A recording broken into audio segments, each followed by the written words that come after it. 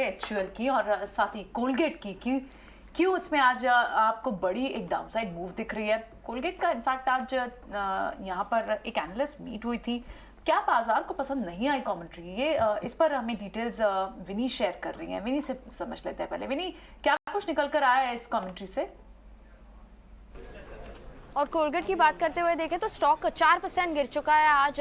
कल भी analyst meet हुई थी, जो प्रभा नरसिम्हा की पहली एनालिस्ट मीट थी। काफ़ी एक्साइटिंग कुछ नहीं आया था वो एनालिस्ट मीट से। यस, कंपनी ने हाईलाइट किए थे अपने ग्रोथ फैक्टर्स, 4 ग्रोथ पिलर्स भी हाईलाइट किए थे, जैसे कि वो फोकस करेंगे टूथपेस्ट में वॉल्यूम ग्रोथ बढ़ाने के लिए, पर्सनल केयर में भी उनको आगे बढ़ना है, ग्रोथ ऑर्गेनिक और इनऑर्गेनिक ग्रोथ दोनों देखेंगे, और प्रीमियमाइजेशन को भी ड्राइव करेंगे सेगमेंट में। पर मेनली ये जो है बिल्डिंग, पर्सनल केयर और ये सब फैक्टर्स जो ऑलरेडी जाने हुए थे, ओरल केयर में प्रीमियमाइजेशन की बात, दैट वाज एक्सपेक्टेड, जो था वो चल रहा था। तो नथिंग न्यू आया था, ऐसा कुछ नया नहीं आया था जिसकी वजह से फोकस बढ़े, फोकस जो एनालिस्ट का, इन्वेस्टर्स का बढ़े, वो ऐसा कुछ नहीं आया था। तो nothing new on focus on low growth in oral care.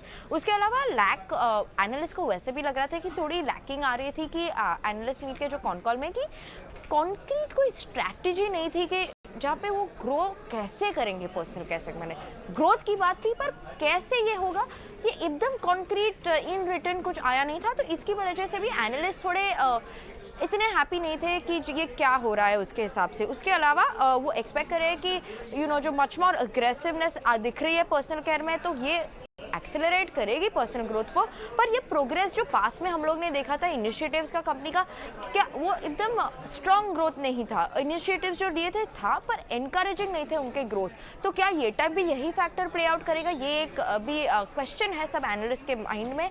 और उसमें भी मोस्टली एनालिस्ट एक्सपेक्ट करे उसके कॉल के बाद कि रेवेन्यू ग्रोथ जो होगी वो mid single digit to high single digit, like around 8% type mid single digit growth expected है FY20 टू FY24 CAGR में। तो ये की हाइलाइट्स आ रहे थे एनालिस्ट मीट में, और एनालिस्ट, काफ़ी सारे एनालिस्ट ने एक्चुअली रिड्यूस किया हुआ है अपना टारगेट। तो इसके फैक्टर की वजह से कोलगेट में थोड़ी आज सेलिंग प्रेशर दिख रही है।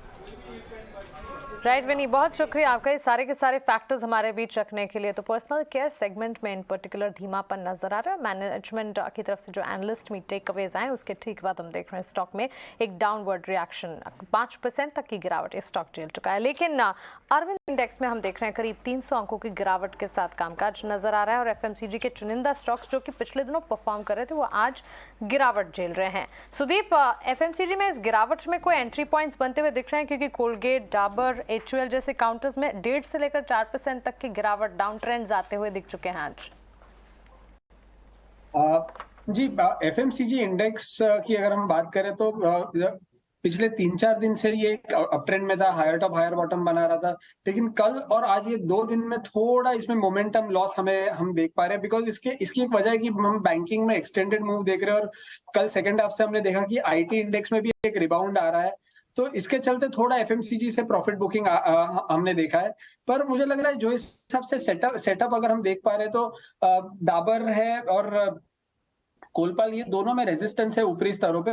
बट HUL का अगर हम पोजिशनल चार्ट देखें, मीडियम टर्म चार्ट, तो भले ये आज 1-1.5% नीचे है, बट ये ओवरऑल अपना जो एक बेस जो ये बना चुका था 2630, 2640, ये उसके ऊपर अभी भी ट्रेड कर रहा है। और 2634 इसका 20 डे एक्सपोनेंशियल मूविंग एवरेज है, जिसको ये ट्रेल करते हुए आ रहा था पिछले एक महीने से, 2500 से जो रैली स्टार्ट हुआ था वहां से।